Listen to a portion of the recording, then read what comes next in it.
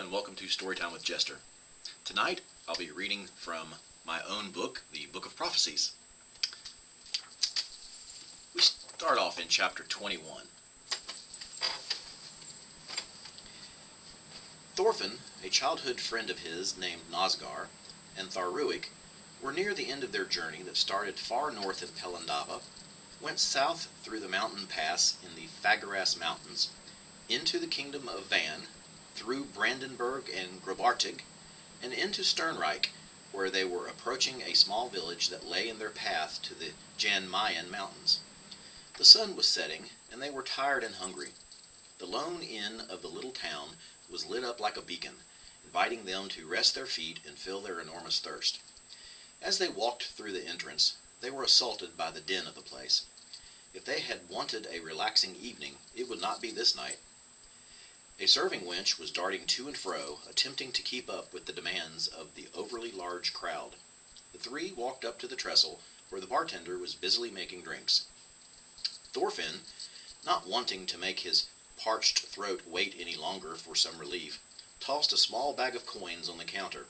The sound of a bundle of coins hitting the wood of the trestle got the reaction he had hoped for from the barkeep. "What may I get for you?" "I know, a large mug of ale." "Make it two," Thorfinn corrected. "I thirst."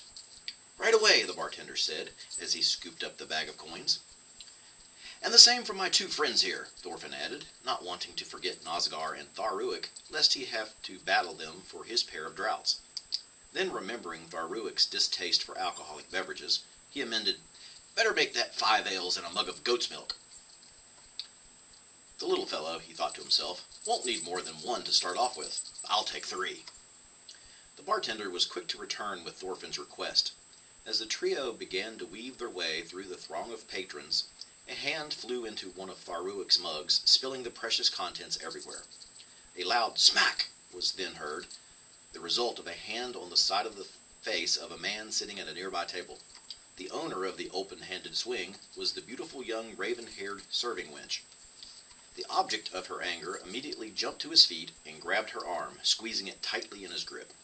"Why, you little—" he started as the free hand drew back in a fist as if to punch the girl. His remark was cut short when he was suddenly drenched in ale. He turned quickly, averting his fist from the girl to the one who assaulted him with drink. He paused as quickly as he turned when he came face to face with Thorfinn, a drink in one hand and an empty mug in the other. "You looked like you needed cooling off," Thorfinn said. "Now, I'd rather drink this here ale than waste it on the likes of you, so I think I'll have my dwarven friend here hold it for me while I teach you a lesson in how to treat women." The inebriated thug started to say something when his mouth was met harshly by the fist of Thorfinn's empty mug hand. The man was sent falling backwards from the force of the punch. Still holding his second mug of ale, ne'er a drop spilt, Thorfinn said, "Guess that won't be necessary," as he turned it up and chugged it. Wiping his lips with the back of his hand, he looked around the room, awaiting either an attack from the thug's friends or a raucous burst of laughter. He received neither. Instead, the patrons continued on in their doings as if nothing occurred. Stumbling to his feet, the thug pointed a finger at Thorfinn and muttered, while wiping the blood from his busted nose with the other hand, "How dare! You'll regret! I'll be back and Berghoff will—" He then stumbled out the inn, humiliated. A soft but firm hand grabbed the muscular arm of Thorfinn. "Why did you get involved?" she demanded. "I had everything under control. Now—" She paused, gained control of her emotions, and continued softer. "Now, my brave and foolish protector, you have all but doomed this village." "From that sniveling coward?" Thorfinn protested. "Him? Never. No, it's the one he follows, Berghoff. He has the villagers terrified. He will return with his men and destroy everyone and everything." "Calm down, lassie," Tharuik said. "My barbarian friends and I will handle him and his lot." "So the 3 of you are going to stop a dozen giants, are you?" the wench said in disbelief.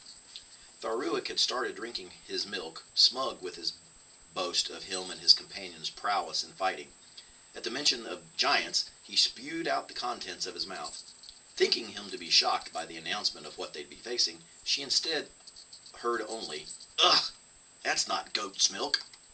He had downed Thorfinn's third ale.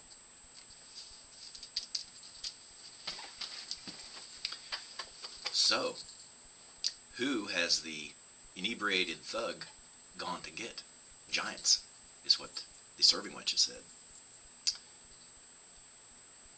So Thorfinn and his two companions are soon to meet what is terrifying this entire village. What will the outcome be? What of this goat's milk that seems to be the favored drink of their dwarven companion, Tharruik?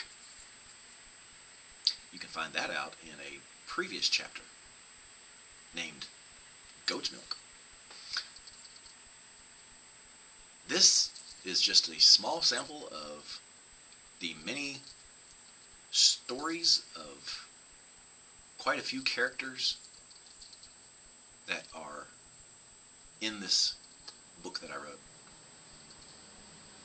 I hope you enjoyed this small sample, and I hope you will pick up my book and enjoy all of the other stories therein. So until next time, and as always, see you soon.